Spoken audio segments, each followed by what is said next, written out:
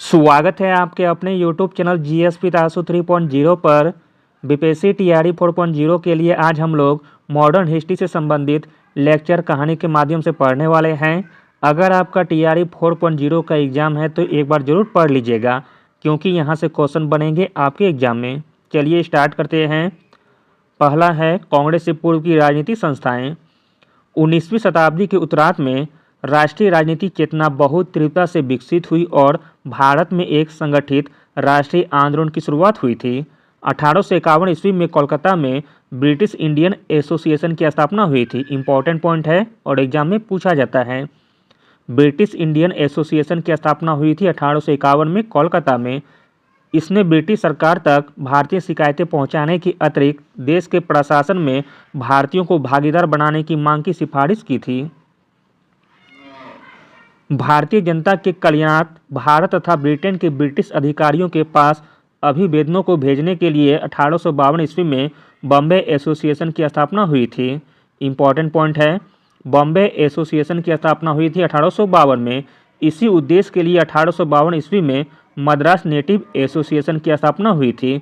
Madras native association की स्थापना हुई थी 1852 में। उन्होंने इस बात की भी मांग की थी कि प्रशासन में भारतीयों को उच्च पद मिलना चाहिए। 1866 में लंदन में दादा भाई नौरोजी ने ईस्ट इंडिया एसोसिएशन की स्थापना की थी। इंपॉर्टेंट पॉइंट है और कई बार पूछा गया है एग्जाम में। ईस्ट इंडिया एसोसिएशन की स्थापना की थी दादा भाई नौरोजी ने लंदन में, और कब? 1866 में। इसका उद्देश्य भारतीय प्रश्नों पर विचार करना तथा भारत के कल्याण की दिशा में ब्रिटेन के नेताओं को प्रभावित करना था।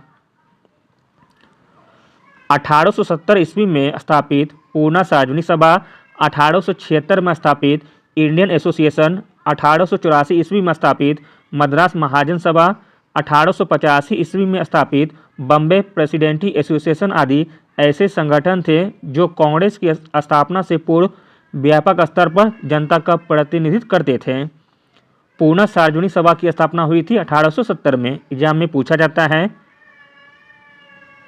इंडियन एसोसिएशन की स्थापना हुई थी 1876 में। मद्रास महाजन सभा की स्थापना हुई थी 1884 में तथा बॉम्बे प्रेसिडेंटी एसोसिएशन की स्थापना हुई थी 1885 में। उपयुक्त सभी संगठन सरकार की आलोचना करने में अधिक प्रखर और भारतीयों के प्रति सरकार द्वारा अपनाई गई भेदभाव और दमन की नीतियों के विरुद्ध थे। यद्यपि इन संगठनों की गतिविधियां अपने अपने प्रदेशों तक सीमित थी, किंतु इनकी मांगें अखिल भारतीय स्वरूप की थी।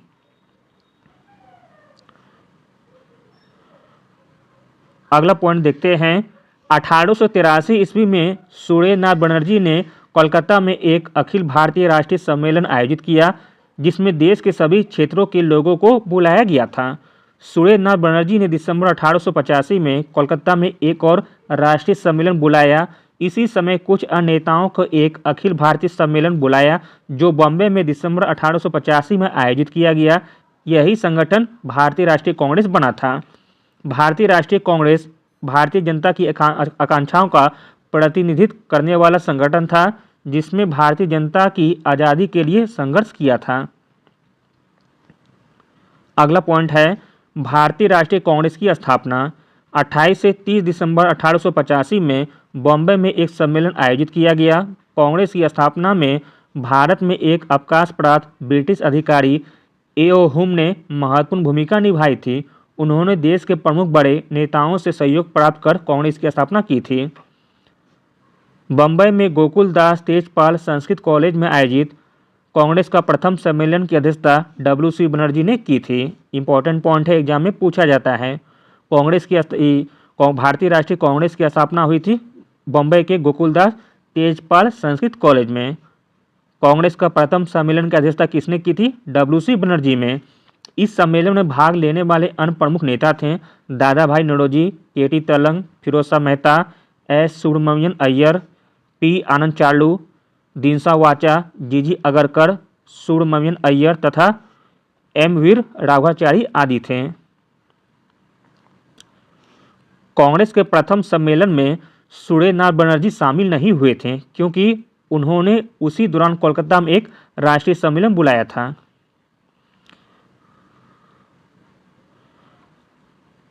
अगला पॉइंट है भारतीय राष्ट्रीय कांग्रेस का उद्देश्य। भारतीय राष्ट्रीय कांग्रेस की स्थापना का प्रमुख उद्देश्य देश के विभिन्न भागों में राष्ट्रवादी राजनीतिक कार्यकर्ताओं के बीच मैत्रीपूर्ण संबंध विकसित करना था। इसके अन्य उद्देश्य जातीय, धर्म, प्रांत का भेदभाव किए बिना राष्ट्रीय एकता की भावना को विकसित तथा मजबूत करना, जनप्रिय क्षेत्रों के निरूपण तथा उन्हें सरकार के समक्ष रखना तथा देश में जनमत को परिशिक्षित और संगठित करना था।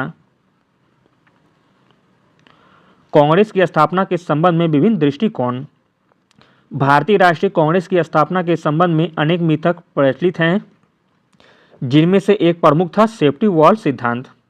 सेफ्टी वॉल सिद्धांत के अंतर्गत यह माना जाता है कि ए.ओ. हुम ने तत्कालीन वायसराय लॉर्ड डफरिन के निर्देश, मार्गदर्शन एवं सलाह पर ही इस संगठन की स्थापना की थी, जिससे कि उस समय भारतीय जनता में पनपते असंतोष को विस्फोटक रूप लेने से रोका जा सके और असंतोष की समाप्ति हेतु संवैधानिक निकास या सुरक्षा वॉल उपलब्ध कराया जा सके।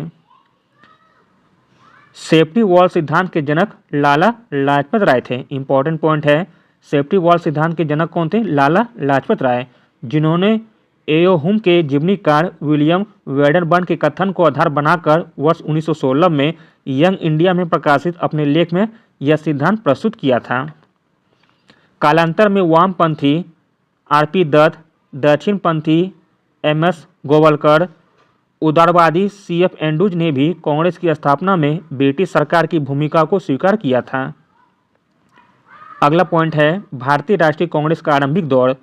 भारतीय राष्ट्रीय कांग्रेस के बॉम्बे अधिवेशन के बाद प्रत्येक वर्ष दिसंबर में प्राय भिन्न भिन्न स्थानों पर कांग्रेस के अधिवेशन आयोजित होते रहते थे। कांग्रेस के दूसरे अधिवेशन 1886 ईस्वी में कोलकाता में आयोजित किया गया, जिसमें लगभग 450 लोगों ने भाग लिया था। सुरेंद्रनाथ बनर्जी ने पहली बार कांग्रेस अधिवेशन में भाग लिया था।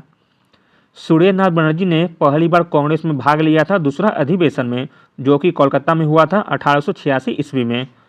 कांग्रेस के कोलकाता अधिवेशन 1886 की अध्यक्षता दादा भाई नौरोजी ने की थी। यह कुल 3 बार कांग्रेस के अध्यक्ष बने थे। इंपॉर्टेंट पॉइंट है 1887 ईस्वी में कांग्रेस का तीसरा अधिवेशन मद्रास में आयोजित किया गया। इस अधिवेशन की अध्यक्षता बदरुद्दीन तैयब जी ने की थी। इंपॉर्टेंट पॉइंट है कांग्रेस का तीसरा अधिवेशन मद्रास में आयोजित हुआ था और इस अधिवेशन की अध्यक्षता बदरुद्दीन तैयब जी ने की थी। 1888 ईस्वी में इलाहाबाद में आयोजित कांग्रेस के चतुर्थ सम्मेलन में कुल 1300 प्रतिनिधियों ने भाग लिया था। इस अधिवेशन के अध्यक्ष एक अंग्रेज जॉर्ज यूल थे। कालांतर में कांग्रेस की अध्यक्षता करने वाले अन्य अंग्रेज थे William Wedderburn 1889, Alfred web 1894, Henry John cotton 1904। 1890 ईस्वी में कोलकाता विश्वविद्यालय की पहली महिला स्नातक कादम्बिनी गांगुली ने कांग्रेस अधिवेशन को संबोधित किया था। इंपॉर्टेंट पॉइंट है 1890 ईस्वी में कोलकाता विश्वविद्यालय की पहली महिला स्नातक कादम्बिनी गांगुली ने कांग्रेस अधिवेशन को संबोधित किया था 1890 में। 1885 से 1905 ईस्वी तक की अवधि में कांग्रेस के अन्य अध्यक्ष फिरोज शाह मेहता, सुरेंद्रनाथ बनर्जी, रहमतुल्लाह सैनी, आनंद चालू, आनंद मोहन बोस तथा गोपाल कृष्ण गोखले थे। अगला पॉइंट है कांग्रेस के उदारवादी एवं उग्रवादी चरण। भारतीय राष्ट्रीय आंदोलन के प्रथम चरण के अंतर्गत भारतीय राष्ट्रीय कांग्रेस द्वारा संपादित आंदोलन को कार्यक्रम एवं नीतियों के आधार पर 2 चरणों में बांटा जा सकता है। पहला चरण है उदारवादी चरण, जिसका कार्यकाल है 1885 से लेकर 1905 तक। दूसरा है उग्रवादी चरण, जिसका कार्यकाल है 1905 से लेकर 1919 तक। उदारवादी चरण 1885 से लेकर 1905 तक कार्यकाल था। आरंभिक वर्षों में भारतीय राष्ट्रीय कांग्रेस पर उदारवादी कहे जाने वाले नेताओं का वर्चस्व था। इन्हें उदारवादी या नरमपंथी कहा जाता था। उदारवादी नेता कानून की सीमा में रहकर संवैधानिक आंदोलन तथा धीरे धीरे व्यवस्थित तरीके से शासन में सुधार की मांग का समर्थन करते थे। उदारवादियों का विश्वास था कि यदि जनमत को उभारा तथा संगठित किया जाए और प्रार्थना पत्रों, सभाओं, प्रस्तावों तथा भाषणों के द्वारा अधिकारियों तक जनता की मांगों को पहुंचाया जाए तो वे धीरे धीरे एक एक इन मांगों को पूरा करेंगे। उदारवादियों के आंदोलन के दबाव में ब्रिटिश सरकार को 1892 ईस्वी में भारतीय परिषद कानून पास करना पड़ा। इस कानून द्वारा शाही विधायी परिषद तथा प्रांतीय परिषदों में सदस्यों की संख्या बढ़ा दी गई। इनमें से कुछ सदस्यों को भारतीय अप्रत्यक्ष चुनाव द्वारा चुन सकते थे, किंतु बहुमत सरकारी सदस्यों को ही रहता था। राष्ट्रवादी 1892 ईस्वी के कानून से पूर्णतः असंतुष्ट थे। उदारवादियों के प्रमुख मांगे एवं उनके विभिन्न दृष्टिकोण का विवरण निम्न है। उदारवादियों के प्रमुख मांगे थी उदारवादी चरण के कांग्रेस के धीरे धीरे सुधार लागू करने और सरकार तथा प्रशासन में भारतीयों को अधिकाधिक स्थान देने की मांग की थी। उदारवादी चरण में कांग्रेस के विधानसभाओं को अधिक अधिकार देने और इन सभाओं के सदस्यों को निर्वाचित करके विधानसभाओं को प्रतिनिधि संस्थाएं बनाने की मांग की थी। कांग्रेस ने यह मांग भी की थी कि जिन प्रांतों में विधानसभाएं नहीं हैं वहां इनकी स्थापना की जाए। इस चरण में कांग्रेस की यह मांग थी कि भारतीयों को उच्च सरकारी पदों पर भर्ती की जाए। सिविल सर्विस की परीक्षाएं भारत में भी होनी चाहिए। कांग्रेस ने भू राजस्व की कमी करने और भारतीय उद्योगों के विकास के लिए सरकार की आर्थिक नीतियों में परिवर्तन की मांग की थी। कांग्रेस ने प्रशासन तथा सेना पर होने वाले भारी खर्च तथा भारतीय धन के विदेश जाने का विरोध किया था। उदारवादियों की अन्य प्रमुख मांगें थी भाषण तथा बोलने की आज़ादी, लोक कल्याण की योजनाओं का विस्तार और शिक्षा का प्रसार। कांग्रेस ने यह भी मांग की थी कि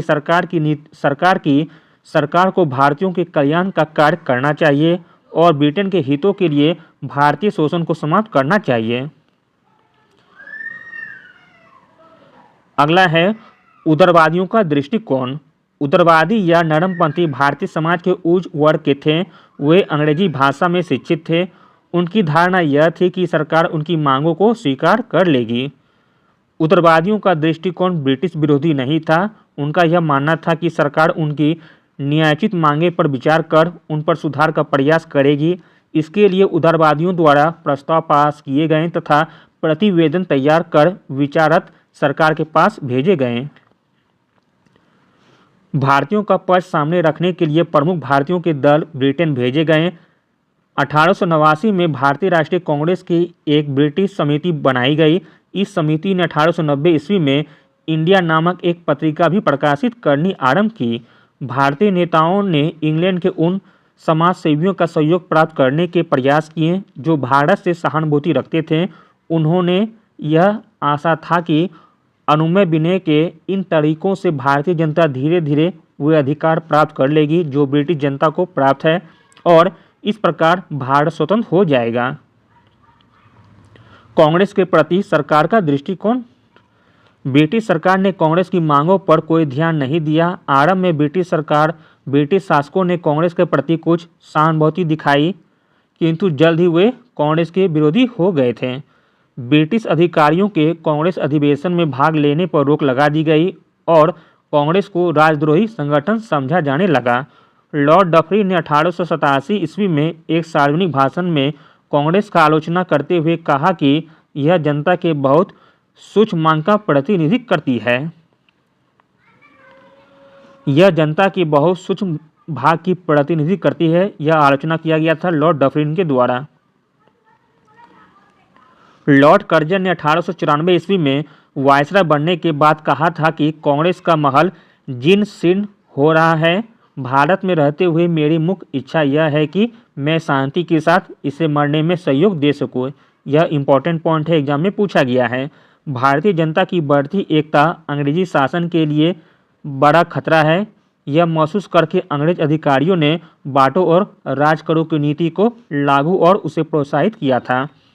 अंग्रेजों ने भारतीय जनता को धार्मिक आधार पर बांटना शुरू किया। उन्होंने हिंदुओं और मुसलमानों के हितों को अलग अलग बताया तथा उच्च वर्गीय मुसलमानों को कांग्रेस की गतिविधियों में भाग लेने से रोकने लगे। राष्ट्रवाद का विकास रोकने के लिए अंग्रेजों ने जहां एक और छोटी छूटें प्रदान की, वहीं दूसरी ओर निर्बंध दमन की नीति भी अपनाई, किंतु अधिकारियों का यह विरोध राष्ट्रीय आंदोलन के विकास को रोकने में असफल रहा। अगला है उग्रवादी चरण। 1906 से लेकर 1919 तक चरण था।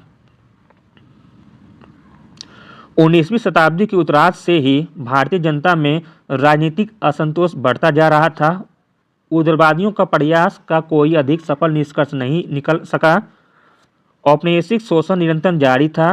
अंतर नरमपंथी धीरे धीरे अपनी लोकप्रियता खोने लगे। ऐसी परिस्थितियों में एक नए नेतृत्व का उद्भव हुआ।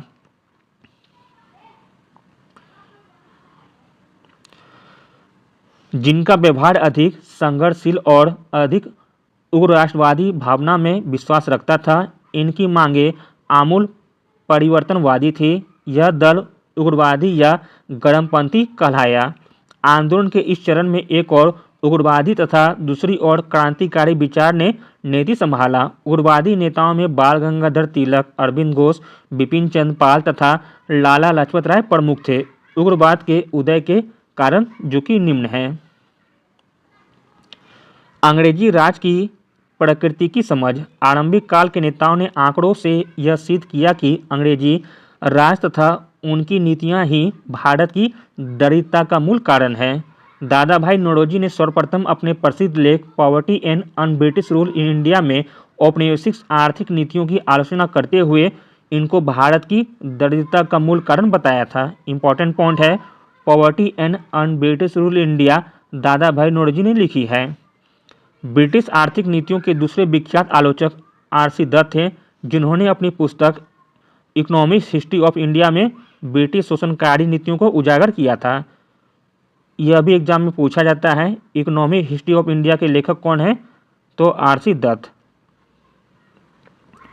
1892 ईस्वी का काउंसिल एक्ट भारतीय दृष्टिकोण से निराशाजनक सिद्ध हुआ, क्योंकि इसमें सरकारी सदस्यों का ही बहुमत बना रहा था। अगला देखते हैं अंतर्राष्ट्रीय घटनाओं का प्रभाव। 1868 ईस्वी के पश्चात एक आधुनिक जापान के उदय ने यह स्पष्ट कर दिया था कि एक पिछड़ा हुआ एशियाई देश भी बिना किसी पश्चिमी सहायता के अपना विकास कर सकता है।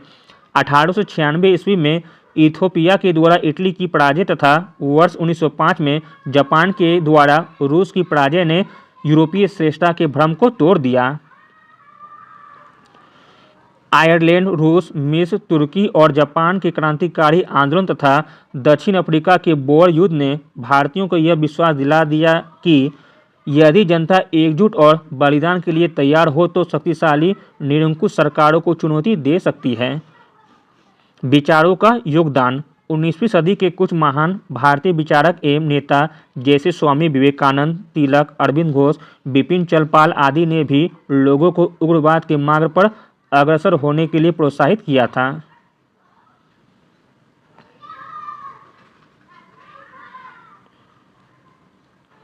स्वामी विवेकानंद ने घोषणा की थी कि दुनिया में अगर कोई पाप है तो वह निर्बलता है।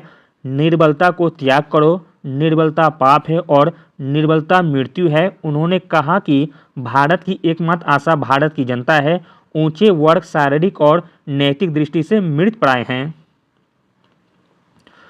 उग्र राष्ट्रवादी विचार संप्रदाय का अस्तित्व। राष्ट्रीय आंदोलन के लगभग आरंभ से ही उग्र राष्ट्रवाद का एक संप्रदाय देश में मौजूद था। इस संप्रदाय के प्रतिनिधित्व बंगाल में राज नारायण बोस और अश्वनी कुमार दत्त, महाराष्ट्र में विष्णु शास्त्री चिपलुंकर थे। इस संप्रदाय के सबसे महत्वपूर्ण प्रतिनिधित्व बाल गंगाधर तिलक थे। उन्होंने अपने पत्र केसरी के माध्यम से राष्ट्रवाद का प्रचार किया था।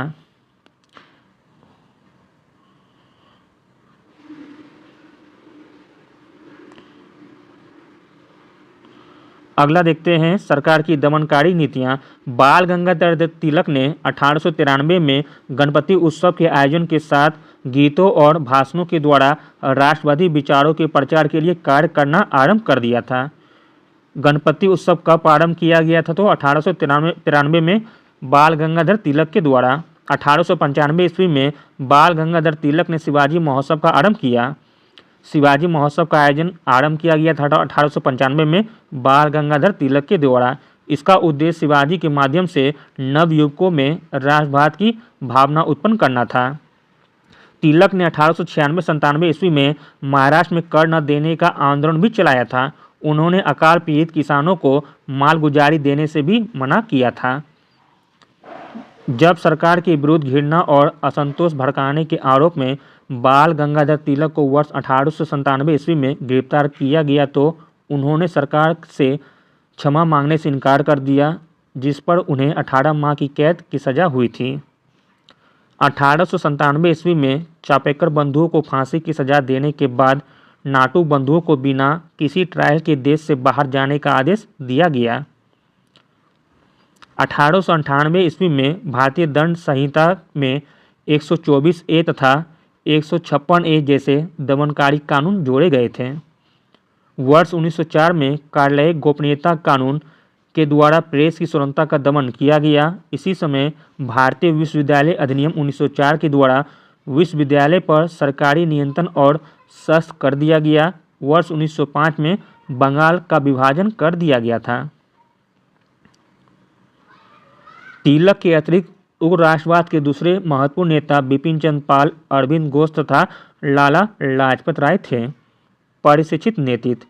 वर्ष 1905 तक भारत में ऐसे अनेक नेता थे जो पहले राजनीतिक आंदोलन के मार्गदर्शन तथा राजनीतिक संघर्षों के नीति संबंधी बहुमूल्य अनुभव अर्जित कर चुके थे। कांग्रेस के कार्यकर्ताओं में ही कुछ अन्य भिन्न राजनीतिक विचारधारा और कार्यनीति वाले राष्ट्रवादियों के नए दल का कांग्रेस के अंदर ही उदय और विकास हुआ था। कई कारणों से 19वीं सदी के अंत में यह दल, जिसे गरम दल कहा जाता है, विकसित हुआ। इसमें सबसे महत्वपूर्ण प्रतिनिधित्व लोकमान्य तिलक थे। इससे अतिरिक्त राजनारायण बोस, अश्विनी कुमार दत्त, विष्णु शास्त्री, चिपलूणकर, बिपिन चंद्र पाल, अरविंद घोष जैसे नेता इसका प्रतिनिधित्व करते थे। राजनीतिक कार्यकर्ताओं की एक परिशिक्षित टुकड़ी के बिना राष्ट्रवादी आंदोलन को एक उच्चतर राजनीतिक स्तर तक ले जाना बहुत कठिन होता था। परिधि एवं कार्य। उग्रवादियों का राष्ट्रवाद भावुकता से परिपूर्ण था। राष्ट्रवाद की इस प्रेरणादायक धारणा में सामाजिक, आर्थिक, राजनीतिक सभी आदर्शों का समावेश था। बाल गंगाधर तिलक ने इस बात का विरोध किया था कि एक विदेशी सरकार जनता के निजी जीवन में हस्तक्षेप करे। उन्होंने 1891 ईस्वी के विवाह अधिनियम तक 1881 के प्रथम फैक्ट्री एक्ट का भी विरोध किया था। अरविंद घोष ने हिंदू प्रकाश समाचार पत्र में new lamp for old lady नामक निबंध में उग्रवाद की क्रमबद्ध व्याख्या की थी। तिलक ने मराठा एवं केसरी पत्र के माध्यम से उग्रवाद का प्रचार किया था। स्वराज, स्वदेशी तथा बहिष्कार नारा सर्वप्रथम बाल गंगाधर तिलक ने ही दिया था। उग्रवादी राजनीति आत्म सहायता, बहिष्कार तथा निष्क्रिय प्रतिरोध की पद्धति आधारित थी।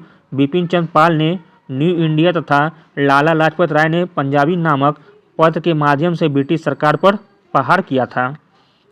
अगला टॉपिक है बंगाल विभाजन। बंगाल विभाजन के साथ भारत के राष्ट्रीय आंदोलन का दूसरा चरण आरंभ हुआ। इस समय तक उग्र राष्ट्रवाद की परिस्थितियां विकसित हो चुकी थी। 19 जुलाई 1905 को लॉर्ड कर्जन ने एक आज्ञा जारी कर बंगाल के दो भागों में बांट दिया। पहले भाग में पूर्वी बंगाल, असम तथा दूसरे भाग में शेष बंगाल था। बंगाल विभाजन के संदर्भ में तर्क यह दिया कि बंगाल का प्रांत इतना बड़ा था कि एक प्रांतीय सरकार द्वारा उसका प्रशासन चलाना असंभव था। बंगाल विभाजन का उद्देश्य। बंगाल विभाजन का मुख्य उद्देश्य राष्ट्रीय आंदोलन को कमजोर करना था, क्योंकि बंगाल उस समय भारतीय राष्ट्रवाद का केंद्र माना जाता था। विभाजन के बाद अधिकारी बंगाल में राष्ट्रवाद के प्रचार को रोकना चाहते थे। बंगाल विभाजन का दूसरा उद्देश्य था हिंदू और मुसलमानों में फूट डालना। ब्रिटिश अधिकारियों का मानना था कि नए प्रांतों में मुसलमानों का बहुमत होगा, इसलिए यह उनके हित में होगा। अंग्रेजों का मानना था कि इस प्रकार वे मुसलमान को राष्ट्रीय आंदोलन से अलग करने में सफल होंगे। बंगभंग तथा स्वदेशी आंदोलन। भारतीय राष्ट्रीय कांग्रेस और बंगाल के राष्ट्रवादियों ने विभाजन का प्रबल विरोध किया। उनका मानना था कि प्रशासन में कुशलता लाने के लिए हिंदी भाषा बिहार और उड़िया भाषी उड़ीसा को बंगाली भाषा क्षेत्र से अलग किया जा सकता है, किंतु सरकार ने यह कदम राष्ट्रवाद को नष्ट करने के लिए उठाया। अंततः बंगाल विभाजन के विरुद्ध एक आंदोलन आरंभ हो गया। राष्ट्रवादियों ने बंगाल विभाजन को एक प्रशासनिक उपाय ही नहीं बल्कि इसे भारतीय राष्ट्रवाद के लिए एक चुनौती स्वीकार किया। उन्होंने इसे बंगाल के क्षेत्रीय और धार्मिक आधार पर विभाजित करने का प्रयास माना। धार्मिक आधार पर ही इसलिए कि पूर्वी क्षेत्रों में हिंदुओं और पश्चिमी क्षेत्रों में मुसलमानों का बहुमत था। बंगभंग विरोधी आंदोलन या स्वदेशी और बहिष्कार आंदोलन बंगाल के पूरे राष्ट्रीय नेतृत्व के प्रसारों के कारण ही संभव हुआ। आरंभ में इस आंदोलन के नेता सूर्यनारायण बनर्जी तथा कृष्ण कुमार दत्त जैसे नरमपंथी थे, किंतु बाद में इसका नेतृत्व उग्र और क्रांतिकारी राष्ट्रवादियों ने संभाल लिया था। विभाजन विरोधी आंदोलन। विभाजन विरोधी आंदोलन 7 अगस्त 1905 को प्रारंभ हुआ। उस दिन कोलकाता में टाउन हॉल में विभाजन के विरुद्ध एक बहुत बड़ा प्रदर्शन हुआ था। 16 अक्टूबर 1905 को बंगाल विभाजन लागू हुआ। इंपॉर्टेंट पॉइंट है, बंगाल विभाजन लागू हुआ था 16 अक्टूबर 1905 को। आंदोलन के नेताओं ने इस दिन को पूरे बंगाल में शोक दिवस के रूप में मनाने की घोषणा की थी। इस दिन लोगों ने उपवास रखे, हड़तालें की तथा गंगा स्नान किया। विभाजन के समय ही सूर्यनाथ बनर्जी ने अपना प्रसिद्ध गीत अमार सोनार बांग्ला लिखा, जिसे सड़कों पर जुलूसों में शामिल जनता गाती थी। बाद में वर्ष 1971 में बांग्लादेश ने इसे अपने राष्ट्रीय गीत के रूप में अपनाया था। इस आंदोलन में वंदे मातरम गीत बंगाल का राष्ट्रगान बन गया। बाद में यही पूरे राष्ट्रीय आंदोलन का राष्ट्रगान बन गया। कवि रविन्द्रनाथ ठाकुर ने सुझाव पर यह दिन जन एकता और मैत्री दिवस के रूप में भी मनाया गया। रक्षाबंधन के उत्सव का एक नए तरीके से उपयोग किया गया। बंगालियों एवं बंगाल के दो टुकड़ों की अटूट एकता के प्रतीक के रूप में हिंदू मुसलमानों ने एक दूसरे की कलाइयों पर राखियां बांधी थी। अगला है स्वदेशी और बहिष्कार। स्वदेशी और बहिष्कार। बंगाल के नेताओं ने शीघ्र ही यह अनुभव किया कि केवल प्रदर्शनों, सार्वजनिक सभाओं और प्रस्तावों से शासकों पर बहुत अधिक प्रभाव नहीं हो रहा है, तो उन्होंने स्वदेशी और बहिष्कार आंदोलन चलाने का निर्णय लिया। स्वदेशी के अंतर्गत भारतीय वस्तु का उपयोग तथा ब्रिटिश वस्तुओं के बहिष्कार का निर्णय लिया गया। इस आंदोलन से व्यापक सफलता मिली। स्वदेशी आंदोलन का एक महत्वपूर्ण पक्ष आत्मनिर्भरता या आत्मशक्ति का दिया जाने वाला बल था। आत्मनिर्भरता से तात्पर्य राष्ट्र की गरिमा, सम्मान तथा आत्मविश्वास की घोषणा से था, जबकि आर्थिक क्षेत्र में इसका अर्थ देसी उद्योगों एवं अन्य उद्योगों को बढ़ावा देना था। आंदोलन के दौरान अनेक कपड़ा मिलें, साबुन और माचिस के कारखानों, हैंडलूम उद्योग, राष्ट्रीय बैंक, बीमा कंपनियां खुली। आचार्य प्रफुल्ल चंद्र राय ने इसी समय प्रसिद्ध बंगाल केमिकल स्वदेशी स्टोर की स्थापना की थी। बंगाल केमिकल स्वदेशी स्टोर की स्थापना की थी प्रफुल्ल चंद्र राय ने। संस्कृति के क्षेत्र में स्वदेशी आंदोलन के अनेक परिणाम सामने आए तथा राष्ट्रवादी काव्य, गद्य और पत्रकारिता का विकास हुआ। इस समय रविन्द्रनाथ ठाकुर, रजनीकांत सेन, सैयद अबू मोहम्मद और मुकुंद दास आदि ने देशभक्ति से ओत-पोत गीतों की रचना की थी। शिक्षा को बढ़ावा देने के लिए 15 अगस्त 1906 को राष्ट्रीय शिक्षा परिषद की स्थापना हुई थी। इंपॉर्टेंट पॉइंट है, राष्ट्रीय शिक्षा परिषद की स्थापना हुई थी 15 अगस्त 1906 को। कलकत्ता में एक राष्ट्रीय कॉलेज का आरंभ हुआ, जिसके प्रधानाचार्य अरविंद घोष थे। विभिन्न वर्गों की भूमिकाएं। स्वदेशी आंदोलन में बंगाल के नवयुवकों ने भी महत्वपूर्ण भूमिका निभाई। उन्होंने स्वदेशी का प्रयोग तथा प्रचार किया और विदेशी वस्त्रों की दुकानों के सामने धरना दिया।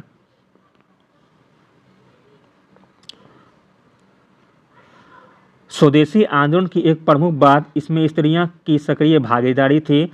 शहरी मध्य वर्ग की महिलाओं ने जुलूस एवं प्रदर्शनों में भाग लिया था। आंदोलन का दमन। ब्रिटिश सरकार ने आंदोलनकारियों के प्रति कठोर व्यवहार अपनाया। वंदे मातरम नारा लगाने पर प्रतिबंध लगा दिया गया। जनसभाओं को सीमित कर दिया गया। प्रेस पर नियंत्रण हेतु कानून बनाए गए। स्वदेशी कार्यकर्ताओं पर मुकदमे चलाए गए तथा उन्हें दीर्घकालिक जेल सजाएं भी दी गई तथा अनेक छात्रों को शारीरिक दंड भी दिए गए। अप्रैल 1906 में वारिसाल में आयोजित प्रांतीय सम्मेलन में स्वयंसेवकों पर पुलिस ने बर्बरतापूर्वक लाठीचार्ज किया तथा सम्मेलन को भंग कर दिया गया। दिसंबर 1908 में बंगाल के 9 नेताओं को देश से बाहर कर दिया गया, जिसमें बंगाल के प्रमुख नेता कृष्ण कुमार मिश्र, अश्वनी कुमार दत्त आदि भी थे।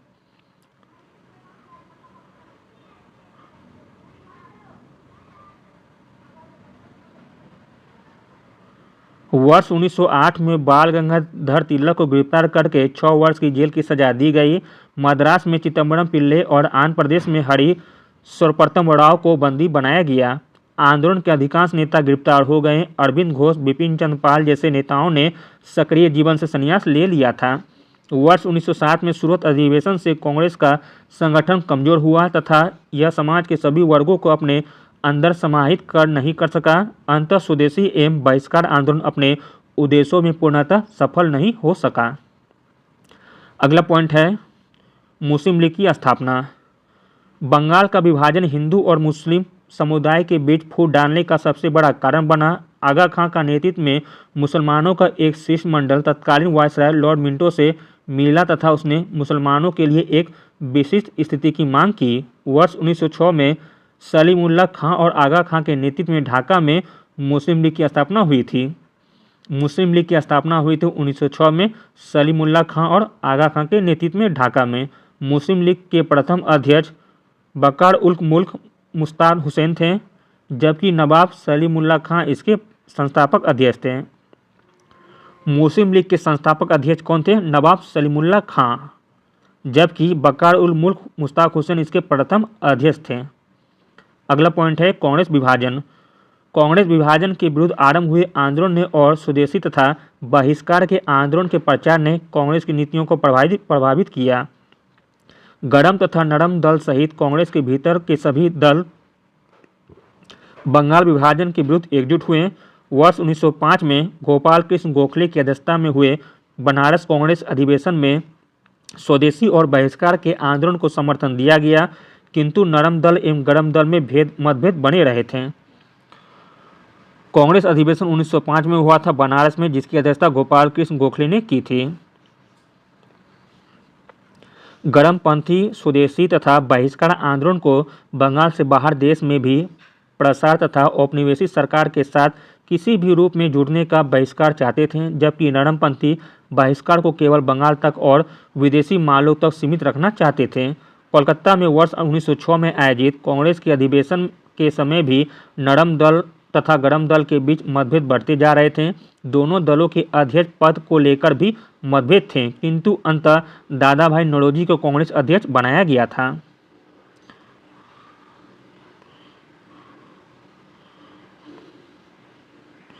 अगला देखते हैं कोलकाता कांग्रेस अधिवेशन वर्ष 1906 में दादा भाई नौरोजी ने अपने अध्यक्षीय भाषण में घोषणा की थी कि भारत में राष्ट्रीय आंदोलन का उद्देश्य ग्रेट ब्रिटेन या उपनिवेशों की तरह का स्वशासन या स्वराज है। वर्ष 1906 का अधिवेशन गरमपंथियों के दृष्टिकोण से महत्वपूर्ण सिद्ध हुआ, क्योंकि इनके प्रभाव से इस अधिवेशन में स्वदेशी बहिष्कार, स्वशासन एवं राष्ट्रीय शिक्षा के प्रस्ताव पास हुए थे।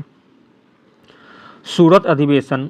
कांग्रेस का सूरत अधिवेशन वर्ष 1907 में आयोजित किया गया।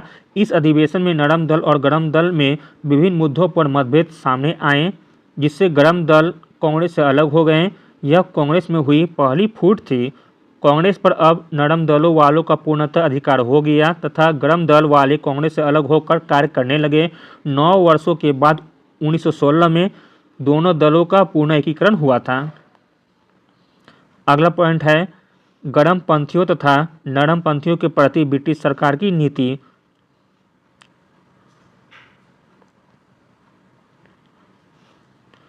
सूरत अधिवेशन में हुए विभाजन से किसी भी दल को लाभ नहीं हुआ। नरम पंथियों का राष्ट्रवादियों की नई पीढ़ियों से संपर्क टूट गया तथा ब्रिटिश सरकार को फूट डालो और राज करो की नीति को लागू करने का अवसर मिल गया। ब्रिटिश सरकार द्वारा नरम पंथियों को अपने पक्ष में कर लिया गया तथा गरम पंथियों के दमन की नीति अपनाई गई थी। नरम पंथियों को प्रश्न करने के लिए ब्रिटिश सरकार द्वारा वर्ष 1909 में इंडियन काउंसिल एक्ट के रूप में संवैधानिक सुधारों की घोषणा की गई।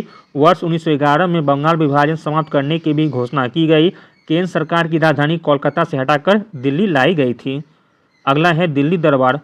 वर्ष 1911 में दिल्ली दरबार का आयोजन किया गया। इस दरबार में ब्रिटेन के महाराजा जॉर्ज पंचम तथा उनकी महारानी ने भी भाग लिया था। दरबार की प्रमुख घोषणाएं निम्न हैं। दरबार में भारतीय राजाएं राजवाड़ों ने भी भाग लिया। ब्रिटिश सत्ता के प्रति अपनी वफादारी की घोषणा की गई। दिल्ली दरबार के अवसर पर 2 महत्वपूर्ण घोषणाएं की गई। एक तो वर्ष 1905 में किए गए बंगाल के विभाजन को रद्द किया गया। दूसरे, भारत की राजधानी कोलकाता से दिल्ली स्थानांतरित कर दी गई थी। दिल्ली दरबार या साम्राज्यीय दरबार एक राज्याभिषेक समारोह था, जिसमें ब्रिटेन के राजा और रानी का राज्याभिषेक होता था। भारत में यह दरबार 1877, 1903 ईस्वी तथा 1911 में आयोजित किया गया था। वर्ष 1911 में दिल्ली दरबार के समय वायसराय लॉर्ड हार्डिंग थे। अगला है क्रांतिकारी आंदोलन का प्रथम चरण। अपीलों या जन आंदोलन के माध्यम से सुधारों तथा स्वराज के लिए संघर्ष करने वाले गर्म दल और नरम दल के अतिरिक्त देश के कुछ क्षेत्रों में क्रांतिकारियों के कुछ ऐसे समूह थे जो ब्रिटिश शासन को बलपूर्वक समाप्त करने में विश्वास रखते थे। क्रांतिकारियों के गुप्त संगठन होते थे। वे अपने सदस्यों को गोला बारूद बनाने और हथियार चलाने का प्रशिक्षण देते थे। इन संगठनों में अधिकांशतः ऐसे नौजवान शामिल थे जो अंग्रेज की दमनकारी नीति से क्रुद्ध थे। भारत में क्रांतिकारी आंदोलन। क्रांतिकारी संगठन महाराष्ट्र और बंगाल में अधिक सक्रिय थे। क्रांतिकारियों के दो महत्वपूर्ण संगठन थे, महाराष्ट्र में अभिनव भारत सोसाइटी और बंगाल में अनुशीलन समिति। इनके सदस्यों में बदनाम ब्रिटिश अफसरों, पुलिस अधिकारियों, मजिस्ट्रेटों, मुखबिरों, गवर्नर तथा वायसराय के विरुद्ध हिंसात्मक कार्रवाई की।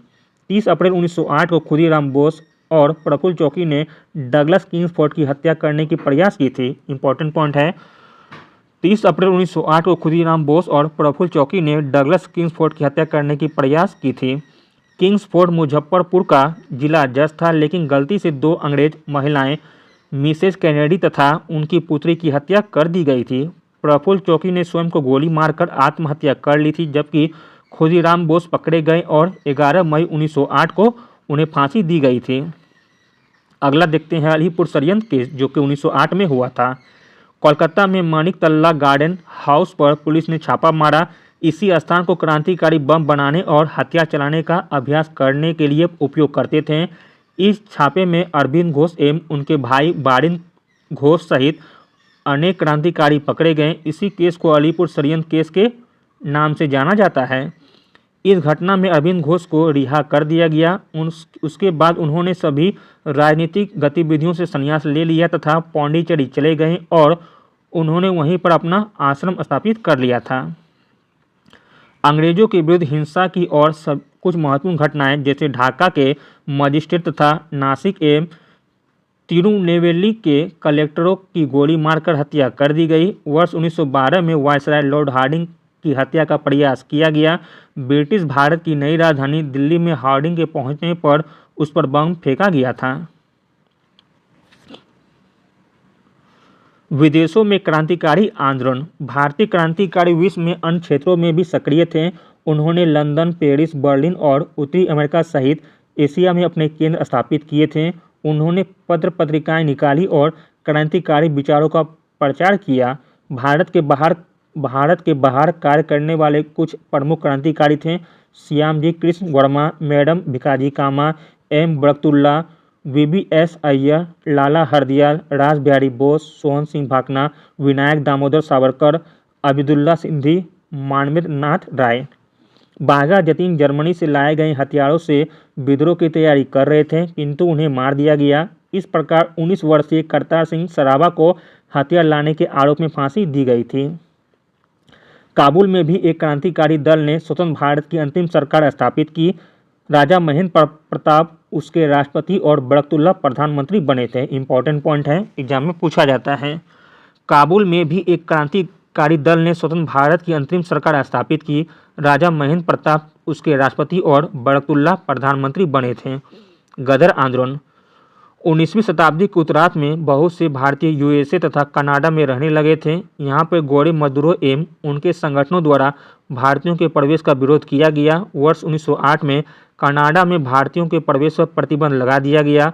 इससे भारतीयों में असंतोष की भावना उत्पन्न हुई थी।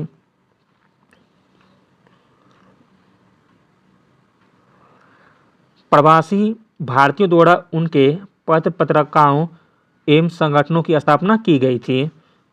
गदर पार्टी की स्थापना। गदर पार्टी की स्थापना वर्ष 1913 में भाई परमानंद, सोहन सिंह भाकना एवं लाला हरदयाल ने सैन फ्रांसिस्को अमेरिका में की थी। यह एक क्रांतिकारी संगठन था। कांशीराम पंडित, करतार सिंह सराबा तथा रामचंद्र भी इस संगठन से जुड़े थे। इंपॉर्टेंट है, गदर पार्टी की स्थापना कब हुई थी? तो 1913 में भाई परमानंद, सोहन सिंह भाकना एवं लाला हरदयाल ने की थी अमेरिका में। सोहन सिंह भाकना गदर पार्टी के अध्यक्ष तथा लाला लाजपत राय सचिव तथा कांशीराम पंडित इसके कोषाध्यक्ष बने थे। इंपॉर्टेंट पॉइंट है, गदर पार्टी के अध्यक्ष थे सोहन सिंह भाकना, लाला लाजपत राय इसके सचिव थे तथा कांशीराम पंडित इसके कोषाध्यक्ष बने थे। गदर पार्टी की प्रथम बैठक में यह निर्णय लिया गया था कि सैन फ्रांसिस्को में युगांतर आश्रम नाम से मुख्यालय स्थापित किया जाएगा। रामचंद्र तथा बरकतुल्ला ने इसमें सहायता की थी।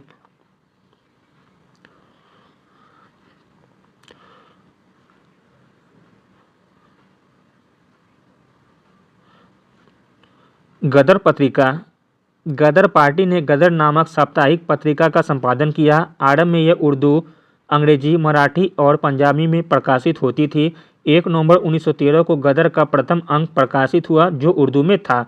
9 नवंबर 1913 में यह गुरुमुखी पंजाबी में प्रकाशित होने लगा था। इंपॉर्टेंट पॉइंट है, एग्जाम में पूछा जाता है। 1 नवंबर 1913 को गदर का प्रथम अंक प्रकाशित हुआ था उर्दू में। 9 नवंबर 1913 में यह गुरुमुखी पंजाबी में भी प्रकाशित होने लगा था। इस पत्रिका का एक अंक पोख्तो भाषा में भी प्रकाशित हुआ था। गदर पत्रिका के कारण ही इस आंदोलन का नाम गदर आंदोलन पड़ा था। अगला पॉइंट है प्रथम महायुद्ध के दौरान राष्ट्रीय आंदोलन। प्रथम विश्व युद्ध शुरू होने पर ब्रिटिश सरकार ने भारत में भी उसमें शामिल होने की घोषणा कर दी गई थी। युद्ध के लिए भारतीय जनता एवं भारतीय संसाधनों का उपयोग किया जाने लगा। भारतीय सेना की संख्या बढ़ाकर 1.5 लाख कर दी गई तथा भारतीयों को बलपूर्वक सेना में भर्ती किया जाने लगा था। युद्ध के दौरान मुसलमानों बड़ी संख्या में ब्रिटिश विरोधी संघर्ष में शामिल हुए। ब्रिटिश समाजवादी तुर्कों के खिलाफ सर्वोच्च इस्लामिक धार्मिक नेता के विरोधी था। अंततः खिलाफत की रक्षा का प्रश्न मुसलमानों के लिए सबसे महत्वपूर्ण था। भारतीय राजनीति में सक्रिय विभिन्न विचारधाराओं के लोगों तथा राजवाड़ों ने इस युद्ध में ब्रिटिश सरकार का समर्थन किया। वर्ष 1916 में चैम्सफोर्ड भारत के वायसराय बनकर आए एवं उन्होंने घोषणा की कि भारत में ब्रिटिश शासन का लक्ष्य स्वशासन की स्थापना करना है। प्रथम विश्व युद्ध के काल में कांग्रेस के 4 अधिवेशन हुए। प्रत्येक अधिवेशन में इस समाजवादी युद्ध का पूर्ण समर्थन किया गया। गांधी जी एवं लोकमान्य तिलक जैसे राष्ट्रवादी नेता भी ब्रिटिश सरकार को समाजवादी युद्ध में समर्थन देने के पक्ष में हो गए। गांधी जी ने सरकार की युद्ध प्रयासों में सहायता की, जिसके लिए सरकार ने उन्हें केसर-ए-हिंद से सम्मानित किया था। युद्ध के दिनों में महात्मा गांधी ने भारतीय युवाओं को सेना में भर्ती होने के लिए प्रोत्साहित किया था, जिसके लिए उन्हें सेना में भर्ती कराने वाला सर्जन भी कहने लगे थे। क्रांतिकारी नेताओं का प्रथम विश्व युद्ध के संबंध में एक विभिन्न विचार था। उन्होंने युद्ध को एक अवसर के रूप में देखा तथा देश की स्वतंत्रता के लिए प्रयास किया था।